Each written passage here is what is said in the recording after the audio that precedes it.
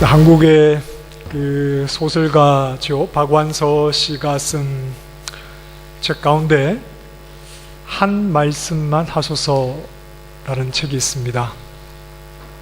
이 책은 소설이 아니라 자신의 일기입니다. 25살 된 아들을 교통사고로 갑자기 잃은 뒤에 무너져가는 자기의 슬픔, 그 괴로움을 토로해낸 자기의 일기. 작가는 가톨릭 신자입니다. 그래서 자기에게 일어난 이 끔찍한 상황을 이겨내기 위해서 신에게 매달립니다. 그가 신에게 요청하는 것은 이것입니다. 내가 사랑하는 아들의 죽음을 받아들일 수는 없지만 정말 괴로움 속에서 내가 무너져가고 있지만, 그러나 신께서 나에게 신의 섭리 속에 이 일이 진행되었다면 나에게 한 말씀만 해주시면 내가 이 상황을 이겨보겠노라. 그리고 한 말씀만 달라고 요청합니다. 그러나 작가는 신으로부터 어떤 음성을 듣지 못합니다. 그러면서 이렇게 결말을 짓습니다. 말씀하셨겠지. 무언가 여기에 대해서 나에게 말씀해 주셨겠지. 다만 내가 내 아집과 또 어떤 너무 내 목소리 때문에 그 소리를 듣지 못했겠지. 이렇게 결론을 내립니다. 자식의 죽음이라고 하는 것은 부모에게 부모의 일생에 있어서 가장 큰 절망입니다. 그런데 하나님은 우리가 만나는 이 절망적인 문제에 대해서 우리가 원하는 대로 답을 주시지 않을 때가 있다.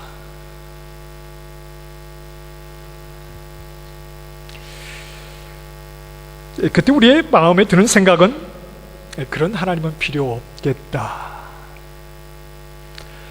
내가 필요로 할 때 나에게 답을 주지 않는 그런 하나님이라면 내가 믿을 필요가 없겠다. 이런 생각을 합니다. 우리가 생각하는 하나님은 나의 상황을 위하시는 분이면 되는 겁니다. 우리가 믿는 하나님은 지나치게 크고 대단한 하나님일 필요가 없고, 내가 살아가는 내 일생, 내 상황에 나의 도움이 되셔서 나에게 어려움이 없게 하시거나 혹 문제가 생길 때 그 문제를 해결해 주시는 정도면 우리는 만족할 만한 그런 하나님을 믿고자 하는지도 모릅니다. 성경을 보면서도 지금 내 상황에 적합한 말씀을 해달라는 겁니다. 지금 내가 처한 상황에 한 말씀만 해주시면 되겠다 하는 마음으로 우리가 성경을 봅니다. 그렇게 해주지 않는다면 나는 좀 당신을 생각해 보겠다. 누가복음 12장에 보면 무리 중에 한 사람이 이르되 선생님, 내 형을 명하여 유산을 나와 나누게 하소서. 예수님에게 이런 요청을 합니다. 법에 정한 대로 형과 동생이 부모가 아버지가 물려준 유산을 법 안에서 공평하게 나눠야 되는데 아마 형이 나누어 주지 않았거나 더 많이 가지려고 했나 봅니다. 동생에게는 굉장히 현실적이고 큰 문제가 아닙니까? 아버지의 유산에 받아야지 좀 경제적으로 안정된 삶을 살 텐데 형이 다 차지하겠다고 하니 굉장히 힘들고 큰 현실적인 문제입니다. 예수님께서 뭐라고 대답을 하시느냐 하면, 이 사람아, 누가 나를 너희의 재판장이나 물건 나누는 자로 세웠느냐, 이렇게 말씀을 하십니다. 예수님께서 하시는 일은 사람의 요구를 들어주시는 그런 수준의 일이 아니시다 하는 겁니다. 사람이 직면한 어떤 문제, 그 문제의 해결사로 예수님께서 오신 것이 아니다. 예수님께서 일하시는 원리는 이겁니다. 요한복음 5장에서 말씀하셨듯이 내 아버지께서 일하시니 나도 일한다. 내 아버지께서 일하시니 나도 일한다. 예수님이 하시는 일은 사람들의 문제 해결을 위해서, 그들의 요청을 따라 그들의 문제 해결을 위해서 예수님께서 이 땅에 오셔서 일을 하시는 것이 아니라 내 아버지께서 일하시니 나도 일한다. 이 원칙은 오늘 우리에게도 그대로 적용이 되어야 합니다. 하나님은 오늘 나의 일에 동원되시는 분이 아닙니다. 우리는 하나님의 일에 동원될 뿐입니다. 나의 일에 하나님이 동원되시는 분이 아니라 하나님이 이루어 가시는 일에 우리가 동원되고 있다는 사실을 우리는 받아들여야 합니다. 그래서 하나님은 우리에게 말씀하시는 분으로 있습니다. 하나님이 나에게 말씀하셨다 하는 것은 나는 그분의 말씀에 순종해야 하는 자라는 겁니다. 하나님이 말씀하시는 분이라는 것은 나는 그 말씀을 듣고 말씀에 순종해야 하는 자라는 말이겠지요. 순종하는 것이 그저 쉽고 뻔한 내용이라면 순종하지 못할 말씀이 없겠죠. 그러나 우리에게 말씀하실 때 늘 그런 것만으로 말씀하시지는 않습니다. 늙은 아브라함과 자식을 낳을 수 없는 사라에게는 내가 자식을 줄 것이다 말씀하시면서 그 말씀에 순종을 요구하십니다. 80세의 늙은 양치기 모세를 하나님께서 어느 날 갑자기 부르셔서 신의 아들이라고 일컫는 저 절대 권력을 가진 애굽 왕의 바로에게 가서 하나님의 백성 이스라엘을 내놓을 것을 요구하라고, 그리고 그 말씀에 순종하라고 하나님께서 모세에게 말씀을 하십니다. 이스라엘 백성이 그들에게 약속하신 가나안 땅을 들어가기 위해서 12명의 정탐꾼이 그 땅을 보고 돌아온 뒤에 그들이 보고하지만 그 땅에는 네피림의 후손 아낙 자손의 거인들이 살고 있다고 하는 그 땅으로 들어가서 그들을 물리치고 그 땅을 차지하라고 하나님은 이런 말씀을 하십니다. 그리고 그 말씀에 순종하라고 요구를 하십니다. 이것은 그저 내 현실의 유익을 위해서, 내 현실의 유익을 위해서 하나님이 동원되기를 바라는 정도의 신앙과 믿음을 가진 사람은 생각하기가 어려운 그런 말씀들입니다. 나에게 말씀하시고 순종을 요구하시는 하나님, 그 하나님은 하나님이 이루시는 일에 우리가 동원되기를 원하시는 겁니다. 하나님이 말씀하신 대로 그 말씀 안에서 그분이 이루어내시는데 그 일에 우리가 순종함으로 하나님이 이루실 일에 동원되기를 원하고 계신다 하는 겁니다. 이건 우리에게 하나님의 능력이 얼마나 큰가 하는 것을 보여주시겠다는 그런 의미가 아닙니다. 하나님이 우리에게 말씀하시고 그 말씀에 하나님 말씀하신 대로 이루실 일에 우리를 동원시키시겠다는 것은, 동원되기 위해서 순종을 요구하신다는 것은 하나님이 얼마나 크고 위대하신 분인가 하는 것을 우리에게 보여주시겠다는 것. 그러니 우리가 믿는 하나님이 대단한 하나님이 세상에 쫄지 말고 살아가라, 이런 것을 우리에게 말씀하시려고 하는 것이 아닙니다. 하나님은 그 말씀으로 자기 백성을 만들어 가십니다. 하나님의 말씀 안에 백성을 세우기 위한 하나님의 계획이 있습니다. 그래서 아브라함과 사라에게 말씀하시는 겁니다. 이스라엘 백성에게 그 땅을 차지하라고 말씀하시는 겁니다. 하나님의 하신 말씀을 그대로 따르는 자가 하나님의 백성으로 세워지는 것이지요. 하나님이 말씀하신 대로 이루어내시는 일에 믿음과 순종으로 동참하는 자만이 하나님의 백성으로 세워지는 것입니다. 레위기는 거의 대부분이 하나님이 하신 말씀입니다. 레위기 전체 27장 가운데 거의 95%가 하나님이 직접 모세에게 하신 말씀입니다. 오늘 본문 14장 1절도 이렇게 시작하지요. 여호와께서 모세에게 말씀하여 이르시되, 그리고 하나님이 직접 하신 말씀이 그대로 기록이 되어 있습니다. 이 말씀들이 우리를 하나님의 백성으로 세워가는 겁니다. 이 말씀을 우리에게 주시고 말씀에 순종하게 될 때 이 말씀 안에 순종하는 자들을 하나님의 백성으로 세워가시는 겁니다. 오늘 본문은 우리가 보았던 지난 시간에 나병에 걸려서 하나님 백성의 진영에 살지 못하고 쫓겨났던 자가 나병에서 회복되었을 때 다시 진영 안으로 들어오는 정결함을 입게 되는 그 과정을 말씀하고 있습니다. 우리가 시간상 다 읽어보지는 못했는데 쫓겨나게 되는 과정은 간단했죠. 나병 증세가 의심이 되는 사람이 제사장 앞에 가서 제사장이 확인을 합니다. 그리고 나병 증세가 확실할 때 바로 그는 이스라엘 백성이 살고 있는 진영 밖으로 추방을 당하게 되는 겁니다. 그러니까 언제 돌아올지 기약이 없습니다.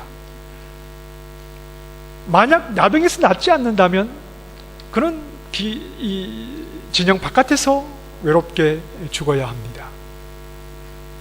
자, 그런데 반대로 어느 순간 나병 증세가 낫게 되면 어떻게든 사람에게 소리를 치든 어떻게 해서 진영 안에 있는 제사장이 면담을 요청해야 합니다. 그러면 제사장이 진영 밖으로 나아가서 그 사람의 몸을 찬찬히 살펴봅니다. 그리고 깨끗하여졌습니다. 그럼 어떻게 해야 합니까? 어떻게 하면 됩니까? 제사장이 우리 기도하자. 그리고 진영 밖에서 무릎 꿇고 하나님 은혜 가운데 고쳐주시니 감사합니다.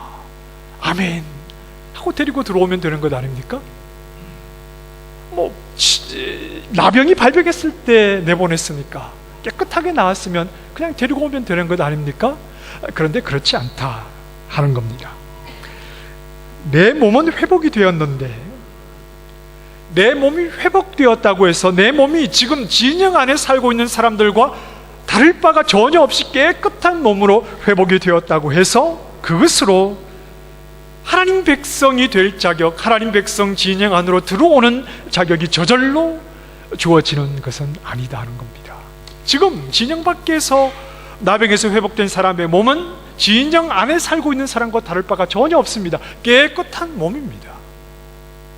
그러나 그 깨끗한 몸을 가지고 무작정 진영 안으로 들어와서 나 이제 하나님의 백성이다, 나 이제 정결한 자다 이렇게 말할 수가 없다는 겁니다.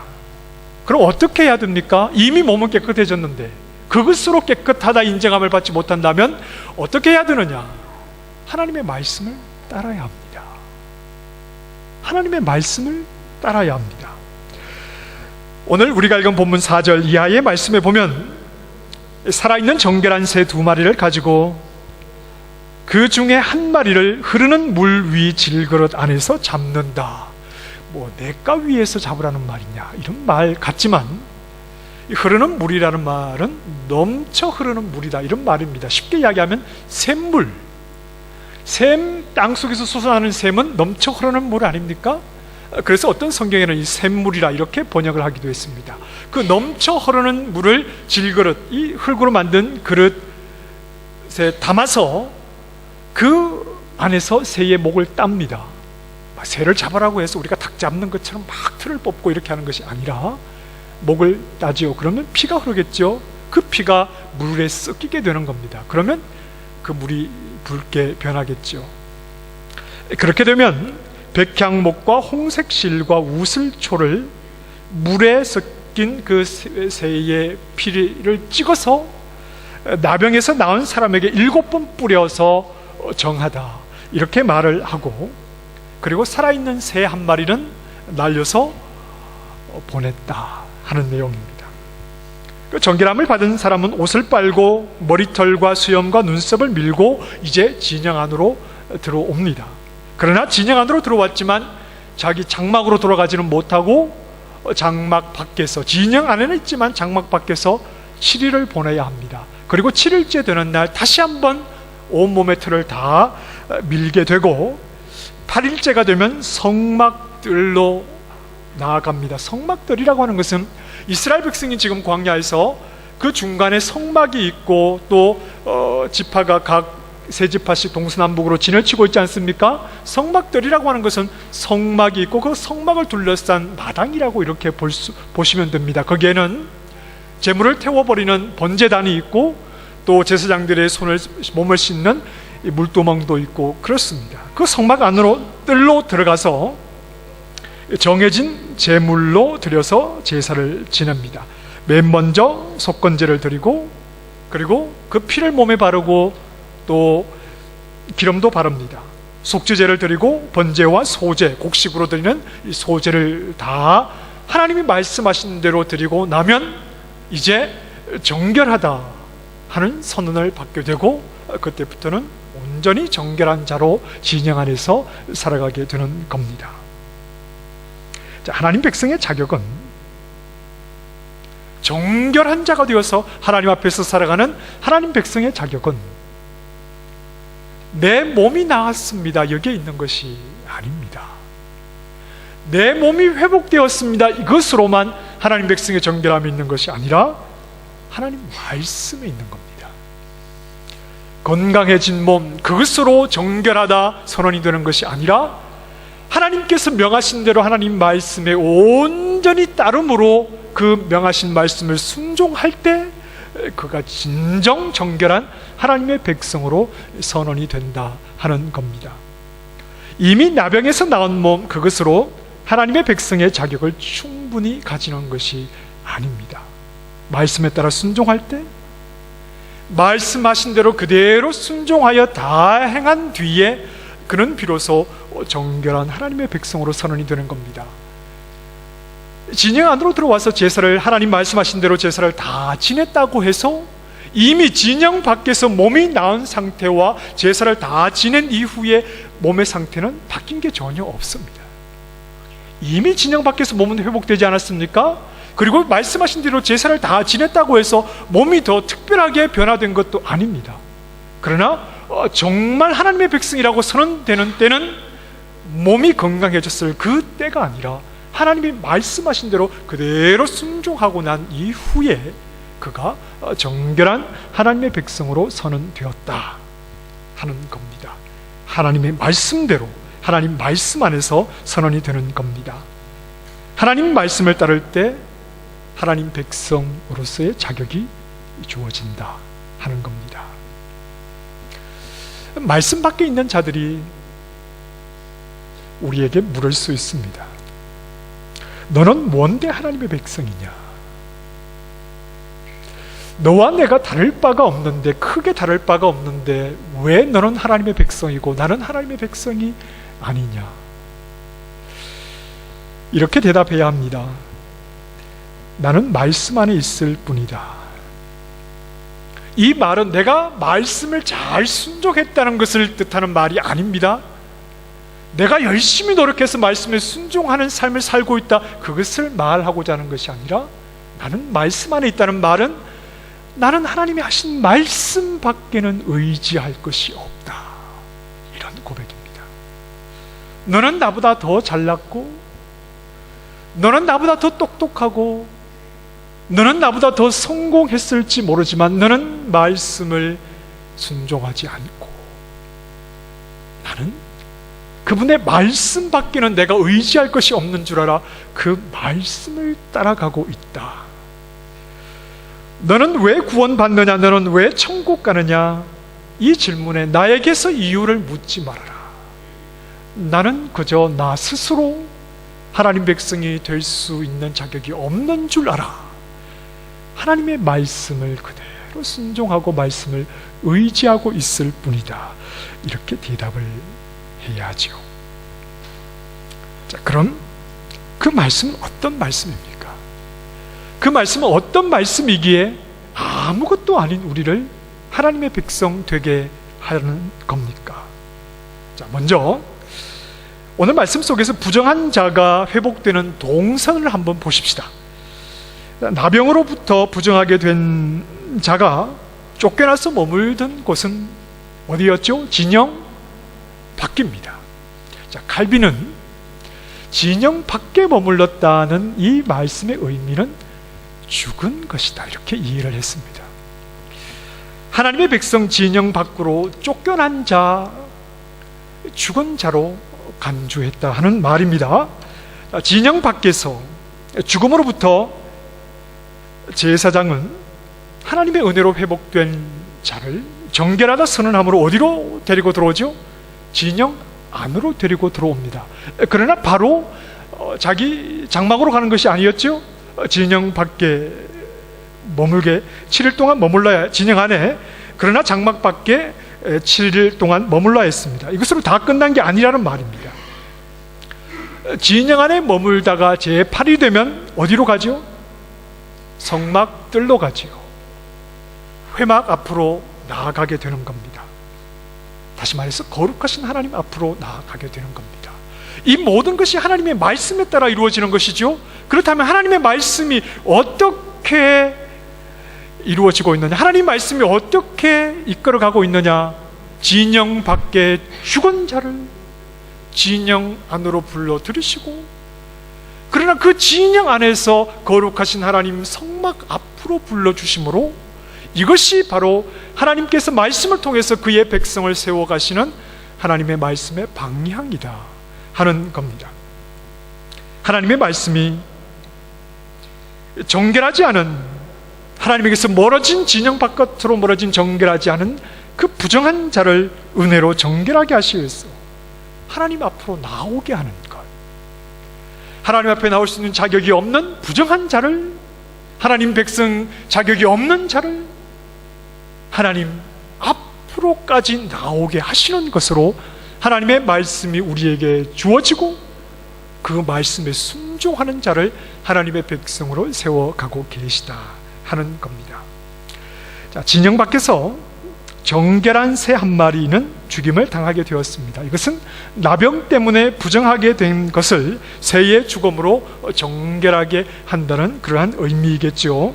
그리고 한 마리의 새는 들에 놓아서 날아가게 하는 것은 그 사람에게서 부정한 것이 멀리 떠나갔다 하는 그런 상징적인 의미가 있습니다. 진영 안으로 들어온 지 제8일에 성막들 앞에까지 나온 자가 드리는 제사는 어떤 제사였죠? 속건제였습니다. 이 속건제는 부지 중에 하나님의 계명을 어겼을 때 드리는 제사가 이 속건제였는데, 이제 허물이 있다, 자기의 허물을 고백하며 드리는 제사가 속건제였는데, 아마 이 나병이 어쩌면 내가 하나님 앞에 부지 중에 어떤 계명을 어겼기 때문에 온 것으로 그렇게 이해를 해서 속건제를 드렸던 것 같습니다. 자, 그리고 우리가 읽은 14절 말씀에 보면 속건 제물의 피를 가지다가 정결하게 될 자의 오른쪽 귓불이, 오른쪽 엄지 손가락, 오른쪽 엄지 발가락에 바릅니다. 자, 오른쪽은 중요하다는 의미죠. 좋다, 중요하다는 의미가 늘 오른쪽에 있습니다. 그리고 귓불이나 엄지 손이나 발가락은 신체의 끝부분입니다. 신체의 끝부분이라고 하는 것은 신체의 전부를 상징하는 말이기도 합니다. 그래서 신체의 끝부분에 피를 발랐다는 것은 신체, 몸 전체에 피를 뿌렸다는 것과 동일한 의미로 이해를 할 수 있습니다. 자, 그런데 우리가 관심 가져야 할 부분은 귓부리에, 그리고 오른쪽 손가락 끝과 발가락 끝에 피를 발랐던 사람들이 있습니다. 혹시 누군지 기억나십니까? 레위기 8장에 나오는데 누군지 기억나시나요? 제사장들이죠. 제사장들을 임명해서 세울 때 그들 역시 귓부리와 또 손가락, 발가락 끝에 피를 발랐습니다. 제사장은 어떤 사람들이냐면 가까이서 하나님을 섬기는 사람들이죠. 그들은 백성을 위해서 하나님께 제사를 드리는 그런 역할을 하고, 그러나 그들 자신이 바르게 서 있지 않으면 백성이 아무리 정결한 짐승을, 흠없는 짐승을 가져와서 제사를 드려도 제사장들이 바르게 서 있지 않으면 그 제사는 취소가 되는, 백성을 대신하고 백성을 책임지는 그런 역할을 하는 자가 바로 제사장입니다. 제사장의 무게와 백성 전체의 무게는 동일하다, 이렇게 볼 수 있죠. 그래서 제사장이 바르게 서지 못하면 백성은 제사를 드릴 수가 없고, 제사장이 실수하면 백성의 제사도 취소가 되는, 백성을 대표하고 백성을 책임지는 자입니다. 자, 나병에서 나음을 받은 자, 그는 제사장과 같이 하나님께 나아가는데 문제가 없는 자가 되었다 하는 말입니다. 제사장처럼 귓부리와 오른손 발에 엄지가락에 피를 발랐다는 것은 제사장과 같이 하나님께 나아가는데 문제가 없는 자가 되었다는 겁니다. 하나님을 가까이 섬기면서 백성을 대표한 제사장처럼 백성의 한 사람으로서 자신도 참여할 수 있게 되었다. 이 말은 하나님과 친밀함이 회복되었다는 말입니다. 하나님과 가까이 서서 하나님과의 친밀함 속에서 백성을 위해 제사하며 하나님을 섬겼던 제사장처럼 자신도 이제 하나님과 친밀함이 회복되어서 제사장이 누리는 하나님의 친밀함 안으로 인도함을 받게 되었다. 이것이 굉장히 좀 중요한 내용입니다. 제사장은 백성을 대표하는 자요, 그와 같이 나병에서 회복되어 정결한 자도 제사장처럼 귓부리와 손발가락에 피를 바르므로 제사장이 누리는 하나님과의 친밀함, 백성을 대표하는 자가 누리는 하나님과의 친밀함, 그 속으로 이 나병에서 정결하게 된 자가 함께 들어오게 되었다 하는, 이것이 오늘 우리가 좀 중요하게 생각해야 될 문제입니다. 이것이 하나님의 말씀이 우리를 이끌고자 하는 방향이다 하는 겁니다. 그래서 진정한 제사장은 누구시죠? 진정한 제사장으로 오신 그분은 또한 말씀이십니다.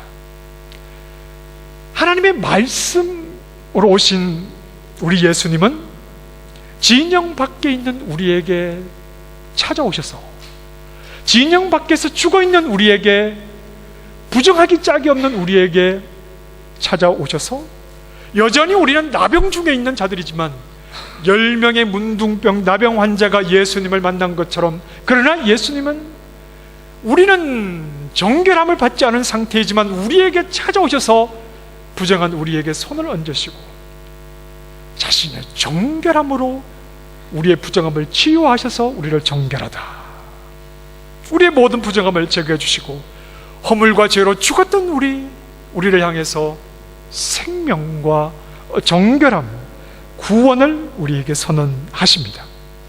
그리고 우리를 하나님 백성 진영 안으로 들이셔서 제물 대신 자신의 피로 우리를 정결하게 하시고 우리의 온 몸에 피를 뿌리시지요. 베드로전서 1장 2절에 말하는 것처럼 우리는 그리스도의 피뿌림을 얻기 위해서 부름받은 자들, 우리의 온 몸에 피를 뿌리셔서 우리를 제사장의 친밀함 속으로 기꺼이 이끌어 주시는 겁니다. 나병 환자가 신체 끝부분에 피를 바르면서 온 몸이 그 피를 의지하였던 것처럼 자신의 피를, 제물 대신 자신의 피를 우리에게 뿌려주심으로 제사장이신 자신이 누리는 그 하나님과의 친밀함 속으로 우리를 인도해 드리셨다 하는 겁니다. 예수님은 제물이시지요. 그리고 예수님은 제사장이시기도 합니다. 스스로 제물이 되시고 스스로 제사장이신 분이십니다.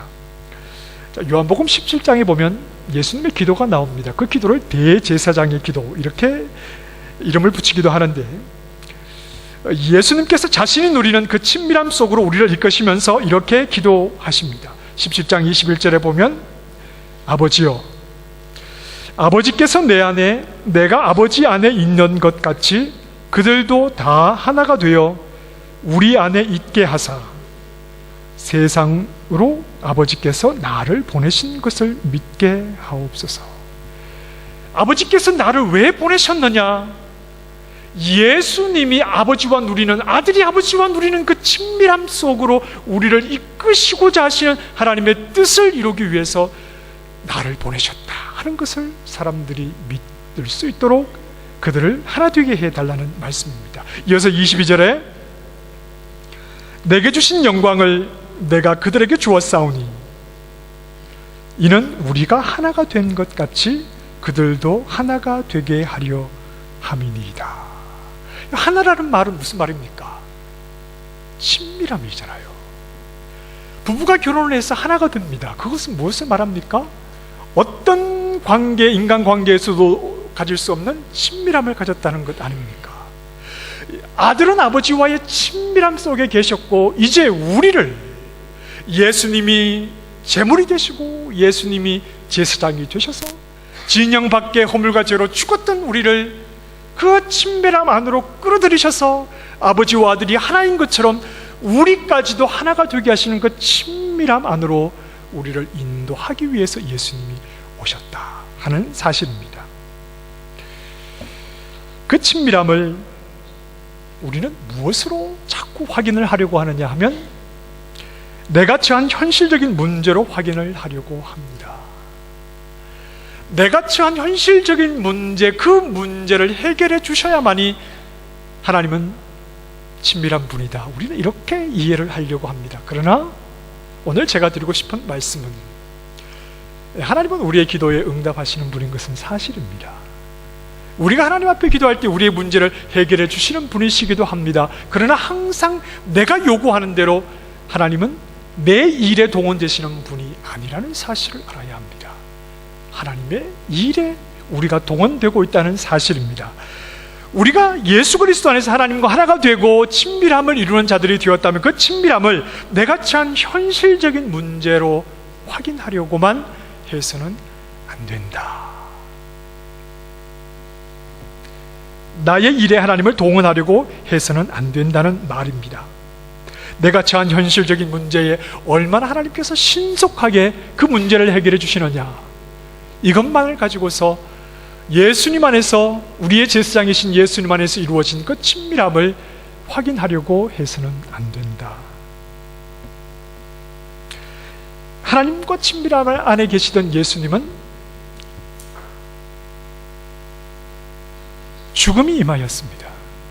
하나님과 친밀함을 누리시던 예수님에게는 죽음이 찾아왔습니다. 그 죽음의 자리에서 예수님은 어떻게 하십니까? 자기의 영혼을 아버지의 두 손에 다 맡겨드립니다. 그 죽음 속에서도 아버지와의 친밀함을 예수님은 분명히 고백하고 계시는 것이죠. 왜냐하면 그 친밀함은 누구도 무엇도 죽음조차도 깨뜨릴 수가 없는 것이기 때문입니다. 그 안에 우리가 있습니다. 아들이 누리는, 아버지와 누리는 그 친밀함 안으로 우리가 초대되어서 지금 우리는 하나님과 친밀함을 누리고 있습니다.